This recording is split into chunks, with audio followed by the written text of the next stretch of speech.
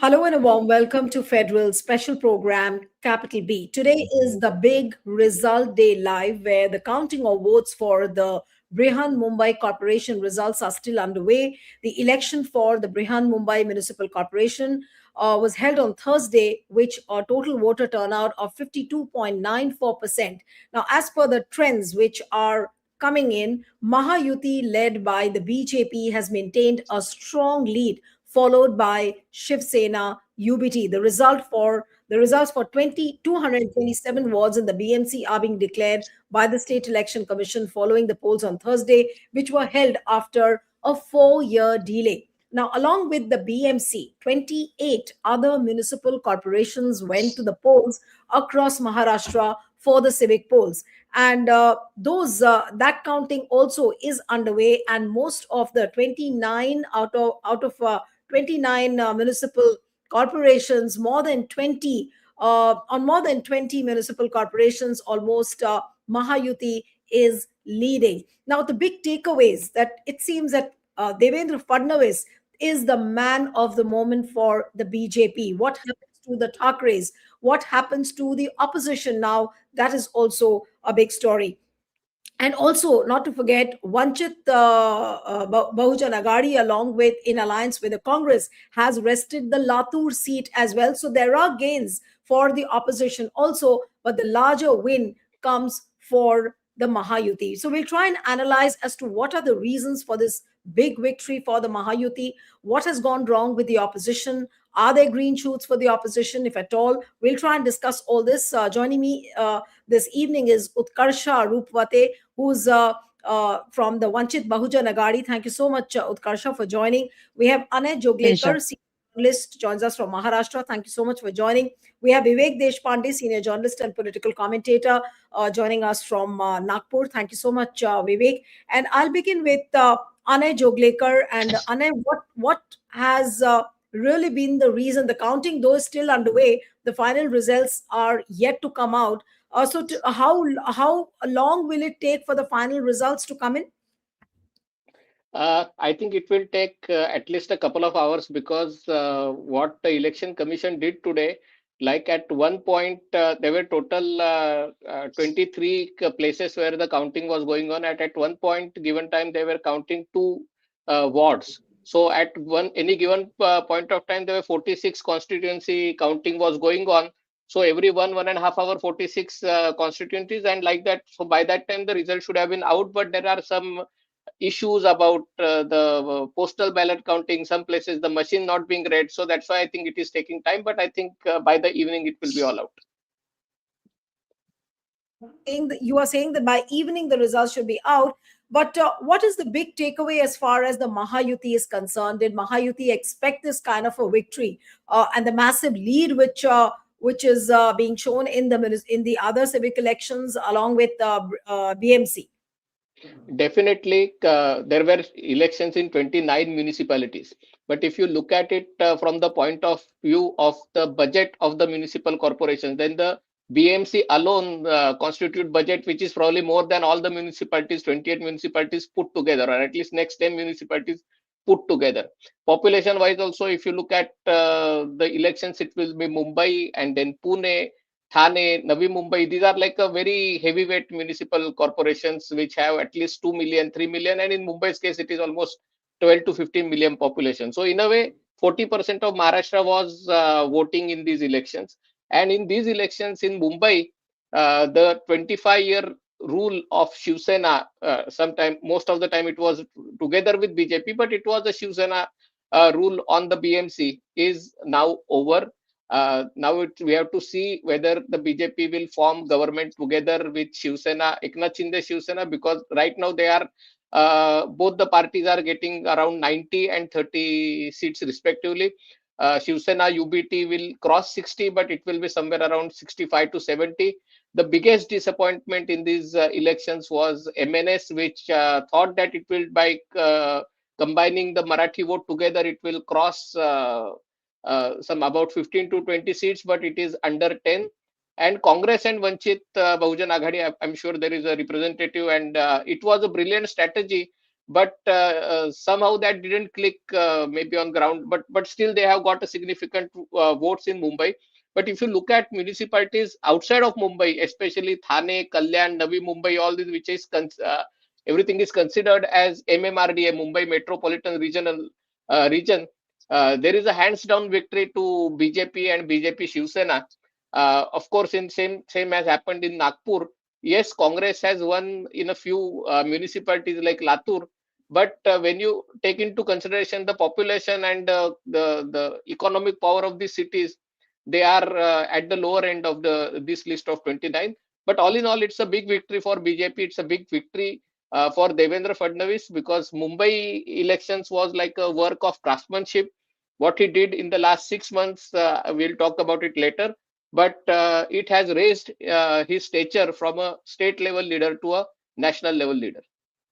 Okay, so we'll come to that, as to what kind of a victory is it for Devendra Fadnavis, the Thackeray's, the Pawars. So we'll discuss all that. But coming to you, Utkarsha, now, what are the big takeaways for the opposition from this election? A lot of hope was there, and opposition did try to work around. But where did you fall short? I mean, this kind of numbers which the opposition is seeing, are there any lessons learned? And of course, this whole scenario which we saw yesterday of the indelible ink, how people were wiping away wiping away their fingers.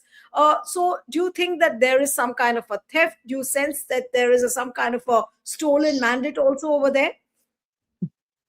So, in fact, I would like to start that when we mention the Mahayuti, I think we should, with BJP and Shiv Sena, also add the election commission there, because there has been a lot of mismanagement, which not only the opposition but also the ruling party people have reported. So, having said this, I will not take away whatever victory they have got. They have to be congratulated for the hard work that they've put in.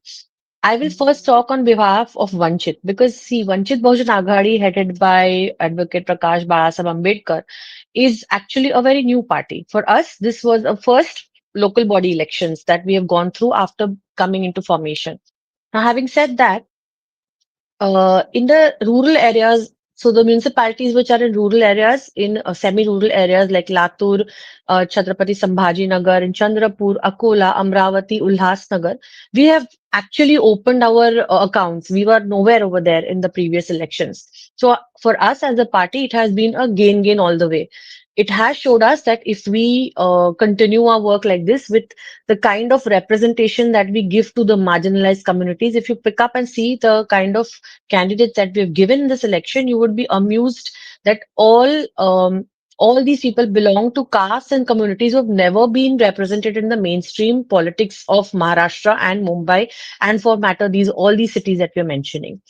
Second point here is that wherever we have lagged behind, we are either on the second number or the third number. So again, that is a very good thing for us as a new party, because youth leadership that's brimming in the party will definitely be encouraged by these kind of figures.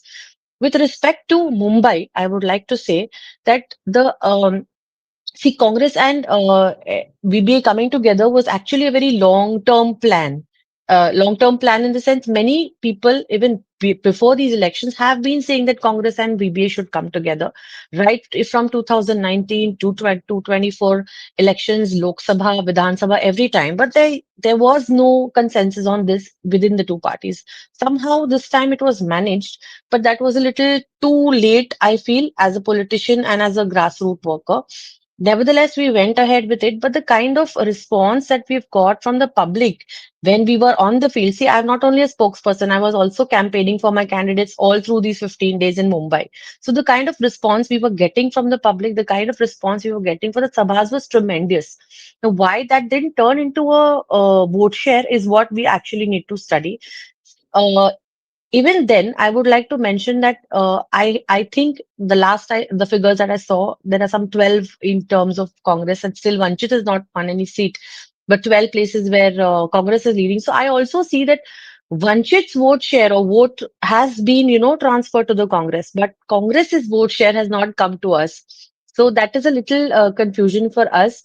The same thing when we've done in Latur and Nanded, there we have seen this, sharing of votes, but here in Mumbai, we are seeing a different picture altogether.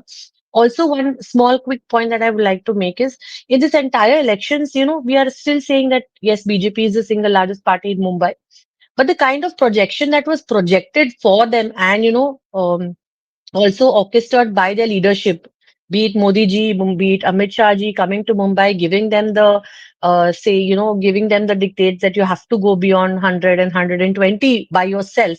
I don't see those pictures or those numbers coming right now. Maybe by the end of the counting, they will cross those figures. That's one point. And second point that I'd like to make here is if you compare the figures, ma'am, to the earlier elections that BJP and Sena have fought separately, but then come back as an alliance. That was 2017.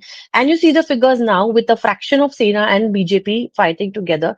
Those figures in 2017 combined are bigger than these figures today. So with that speaks a lot of volume about the kind of elections that they have fought together. Thank you. You've given a slice of how things have been. Well, Vivek, now coming to you, what, according to you, are the big takeaways of this civic elections? Though the final numbers are yet to come, but as far as the opposition and both the Mahayuti are concerned, how would you look at, how the odds are stacked up now?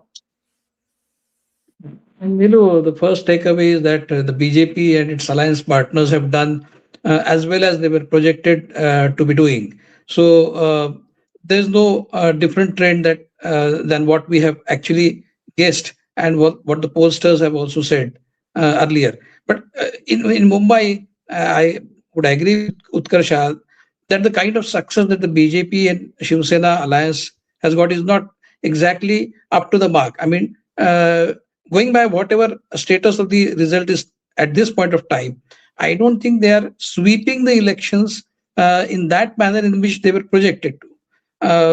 I, for one, was expecting them to go beyond 150, but it seems that they are getting restricted to something like 120, 125, which is not a very impressive performance as far as the projections were concerned. And the other takeaway from Mumbai is that the Uddhav Thackeray Shiv Sena was supposed to be doing worse than what it has. It has actually done very well.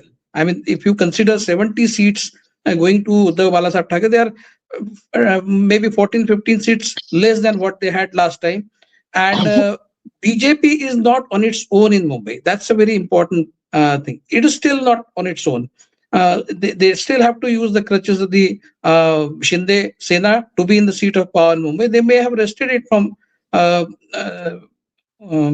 Shiv Sena alliance, but actually they are not on their own. That is one of the biggest takeaways. So in Mumbai, I think BJP-led alliance has not done as well as it was expected to do. That is one. And of course, I mean, the Muslim vote bank was dented by AIMIM at various places, not just in Mumbai, which has affected the Congress even in Mumbai and other places. So for the BJP, AIMIM is a blessing in disguise. Though I would not say it's the B team of the BJP, as there is general sense that people get. But of course, it helps. I mean, it cuts both ways for the BJP, and hence it is helped by MIM presence everywhere across the state. But the biggest takeaway I feel I agree with Anay is that Devendra Fadnavis has emerged as the biggest BJP leader in the state, and now at the national level, he will compete with those at the top for the top job in 2029. That is what is being projected in many quarters of the BJP. That he has proved himself as a mass leader. I mean, the manner in which he has come a long way from being Devendra Fadnavis to Deva Bhav and people's leader, winning elections after elections from the grassroots level to the highest. So that has made Devendra Fadnavis the undisputed leader of the BJP, not only in Maharashtra, but at the national level. And he may be well in contention for the top job in 2029, if at all. The BJP and the Sangha Parivar is going for any change of guard at that time. So there is no one. When you specifically talk about Devendra Fadnavis, how he is emerged as a sort of a clutter breaker, and now that catapults him in at at the national level. What has been the game-changing politics of Devendra Fadnavis, according to you? Maybe one or 2 points, and then I'll come to Anay. Yes. Yeah, the man, see, he has used every trick that a politician can deploy or employ in any state, any elections. He has broken two big parties. He has got the majority of those party MLAs and MPs and corporators on his side. So, of course, he has not shied away from using all sorts of resources, including money and muscle power. So, and of course, the state institutions, as the BJP does at every level, even at the national level. So, he has been touring the state ceaselessly 24/7. In all the elections, he has been campaigning personally. He has been overseeing the selection of candidates. So he has been a leader for all seasons for the BJP over the last 10-15 years. Before 2014, he was just a Nagpur leader, a Nagpur centric leader, a Vidarbha centric leader, and to become a pan Maharashtra leader with mass following within just 10 years is a big achievement, I believe. And that makes him the contender, as I said previously, for the top job. But another, if you try to look at it positively from the opposition's point of view, if there are 2,800 odd seats at stake, and if the BJP is leading in 1,300 odd, I think it still is a very even contest in terms of number of seats. In terms of number of municipal corporations, maybe the BJP has got a very huge success, maybe around 21 odd municipal corporations going the BJP's way. But if you compare it with the number of seats, total number of seats that the BJP and its alliance partners are getting, they are just around halfway mark. So the arena is still halfway on the side of the opposition, which the opposition should actually try and consolidate in the days to come. And towards the next elections, they should be doing fairly better than what they have done this time. So I think the BJP, in terms of absolute numbers, in terms of municipal corporations, has really stolen the march over opposition. But the opposition still can take heart from the fact that they together, though divided, they together still command half the number of seats in Maharashtra. Going by what the elections results say at the moment, once the election results are completely over, we'll get the real picture at that point of time, and then we'll be able to say much more about that. Neelu. Right. Okay, so Devendra Fadnavis, of course, it seems has risen to a totally different level altogether. Now I want to come to the Thackeray's, and Anay, I'll come to you. What happens to the Thackeray's now? Many analysts have written them off that now it's the end of the Thackeray era. BMC was one bastion where they were ruling like kings for all these years, almost like 25 years, and now at the end of 25 years, we almost see the exit of the Thackeray's. Do you also sense an exit of the Thackeray's in the real sense? No, I don't think so. I mean, you cannot wipe out a political party just like that. But what has happened is the Thackeray family, in the last many years, even including during the life of Balasaheb Thackeray, it behaved like a landlord living on the rent. So BMC was its property, Mumbai was its property, and whosoever is the party in the central government or the state, whether it is Congress or whether it is BJP, like you give BMC to us and we will allow you to rule Maharashtra. We don't care because BMC is a big enough cake for them to live happily. And that happened also because they created a network of shakhas and a very well-lit structure that even after the death of Balasaheb Thackeray continued to exist, and that has given Shiv Sena UBT the results that they have got. But what has happened in the past is the composition of Mumbai has changed. The Marathi Manus or the Marathi speaking voter in the city has come down from 45% to now 37%. A sizable part of it, because of India's development in the last 10-12 years, has become like from middle class to upper middle class, and so it needs a different kind of politics. At the same time, some component of Marathi speaking Mumbaikars, They are always voters of, now they have voted for Vanchit Bahujan Aghadi, but otherwise they would have voted for BSP, or they would have voted for some other, or Congress, but they would have never voted for Shiv Sena. So if you cut this part out, their core voter was hardly 20%. They were in alliance with BJP, and BJP was giving them support of non-Marathi speaking people who were pro-Hindutva and who were supporting Shiv Sena. Many times they were tolerating Shiv Sena. What the Thackeray's did not understand, that with politics you need to change and you need to work hard. You cannot, you can't go, you never go to the assembly. You, as a chief minister, But, you go to may I Mantralaya. interrupt you here? May I interrupt Yeah. you here? Because Yes, now please, we please. also need to realize as to whether the union of Raj Thackeray and Uddhav Thackeray, did that really work? I mean, the kind of jibes which were unleashed by Raj Thackeray, Uthao Lungi, Bajao Pungi, then he spoke about Anamalai, he addressed him as a Rasmalai. Of course, that was all political It has rhetoric. Has it cost Shiv it Sena? has it has worked for Shiv Sena UBT, but it has costed very dearly to MNS. It's like a Okay. dialogue in Three Idiots. Like when both of you fail, then it's not a sad thing. But when your friend comes first and you get passing mark, so that has happened with MNS. I mean, MNS, Raj Thackeray did the heavy lifting in these elections. He brought this Adani issue in the election. Like Adani is a big threat to Maharashtra, and what has happened is, not just in Mumbai, but all across Maharashtra together, MNS has got less than 20 seats. I think Vanchit Bahujan Aghadi might have got more seats than MNS. So Hmm. someone who was Definitely. campaigned, and all the liberals journalists who were saying that what did not change with the 4 years of relentless campaign of Rahul Gandhi about Adani changed with the 4 minute speech of Raj Thackeray. I mean, he was projected as a new icon of the liberals in the state, and with that he has got less than 20 seats. And Hmm. now with Uddhav Thackeray benefiting most, so now the core workers, there are not many, but core workers of MNS will start feeling that in this alliance, Shiv Sena UBT is benefiting the most, because the Muslims in some number are voting for UBT. The non-Maharashtrians who are anti-BJP, they are voting for UBT, but they are not voting for MNS. So in this alliance, like we both work hard, but UBT takes more benefit. So it is difficult for this alliance to hold. Similarly, if Shiv Sena UBT goes with Congress, then they will depart with Marathi votes. If they go with MNS, they will depart with. So they have got good numbers, but that doesn't tell you that they are in a position to capture BMC very soon, keeping things as they are. Right. And one quick question to Vivek, and then I'll come for the final comments to Utkarsha. Vivek, what happens to the political cloud of the Thackeray's? Does it get diminished now? Do Thackeray's need to rework their strategies completely? Of course, that is something which they will have to.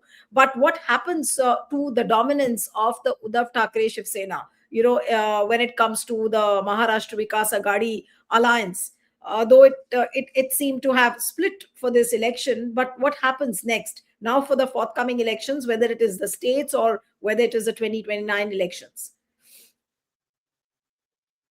You'll have to unmute. Vivek, you'll have to unmute you, please.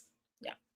Tanjiru, I don't think Uddhav Thackeray Shiv Sena has done badly in Mumbai, given the kind of resources they have, given the kind of human resources, financial resources they have. Compare that with the human and financial resources of the BJP. Uh, I think 60, 70 seats is a good number. They have dropped just 14 or 15 odd seats, which is not a very big loss. So compared to the resources that the BJP has, and looking at the uneven ground on which these elections were held, I think they have they have managed to hold on to their fort quite significantly.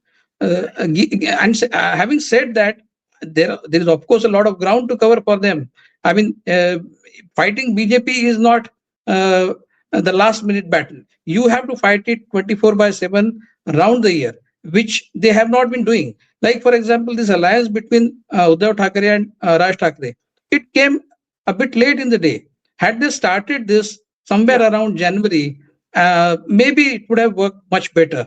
But we have seen Raj Thackeray vacillating over this alliance, and also meeting Devendra Fadnavis in between, giving a lot of doubts to the traditional voters of the Uddhav Thackeray Shiv Sena and Manse voters. So the problem is they have not been very concerted in their effort. They have not been very consistent in that effort. But one thing that has come out from these elections in Mumbai is that it is Uddhav's Shiv Sena version which the Mumbaikars have voted for, not Eknath Shinde. So the Eknath. question, which is the real Shiv Sena, has been settled by Mumbaikars once and for all, because That's an important point. Yeah. Eknath Shinde has come a cropper when it comes to Shiv Sena in Mumbai. So I think Nice. if you look at it from those perspectives, uh, those Shiv Sena has done fairly well. They could have done better, of course, and for that they need to work hard. Yes. Right. Okay. Now, Utkarsha, coming to you, the lessons which now the opposition needs to learn. Of Yes, course, your yes. party was in alliance with Congress. What does Congress? How does Congress wake up? How does your party also work in tandem with Congress so that well laid out strategies can result really in good victories? See, as Vivek ji correctly mentioned, election doesn't begin, in the week before the voting. It is a long process. You have to come together as alliances and work together on people's issues. So I just set one example here. Right from the beginning of the election process, everybody has been questioning and saying that the election commission is not working well, or there are some discrepancies. Immediately after the Vidhan Sabha elections, when we realized as VBA there are discrepancies in the figures that are being reported, Bala Ambedkar has approached all the opposition parties, mind you, all opposition parties, national and state, regional parties, saying that we all should come together against the election commission. We should fight it out legally. These were issues on which we could gradually have come together as the opposition and then maybe gone and fought an election. But unfortunately, none of these political parties, including the MNS, including the UBT, including the Congress, responded to us, and we were the only ones who went to court to fight against the election commission. Had we come together on common issues, maybe the picture would have been different. Said this one. Second, we said a little bit about the Muslim votes here. Now, here in Mumbai, I feel especially, and also in some of the municipalities across Maharashtra, Muslim votes have majorly turned towards the MIM again. Now, MIM has risen as an important player again, without any concrete work, without any concrete policies or vision. Why? Because of the polarization that the BJP has been doing over the last 6 months, the hate speeches, the kind of statements that have been coming from the leaders of the BJP without any reprimand from their leadership. Now, this again, we have to work together, because if you see in Mumbai also, in the Lok Sabha, the Muslim voters have voted for the UBT. But today you see them turning away from the Congress and from the UBT and going to the MIM. So this is a reason that we need to worry for, see how we can work together as an united opposition, which I'm not sure will happen, but we need to do this. And the last point, the entire election of Mumbai especially was centered against, around this thing of brothers coming together. See, now Maharashtra is a very sensitive and emotional state. So brothers coming together, yes, we agree, we all liked it and we all appreciated that. But beyond that, you have to speak about the worries of the Marathi Manus. You were in power for 25 years, thousands and crores of rupees have gone into drains without much development in the colony areas of Mumbai. You might see skyscrapers and you might see coastal roads, but the inlanes of Mumbai are still suffering. And the suffering is not only for the non-Marathis, the Marathis as well are suffering. I feel Mumbai has, given a very clear, especially the Marathi Manus, that please rise over these issues and now focus on our daily life issues. And I think as an opposition, we need to make our statement for this if we ever want to come to power in Mumbai and related areas. Right, right. So the counting is still underway, and I think we'll have to wait for a couple of hours, as Anne pointed out, and by late evening, I think the figures will come out clearly. So we'll have to end it here. Thank you so much, Utkarsha. It was wonderful having you on the program. Thank you so Thank you. much, Vivek. Thank you, Anne, for joining on the Federal. Thank you. Thank you Thank so you. much. Thank you so much. Yes.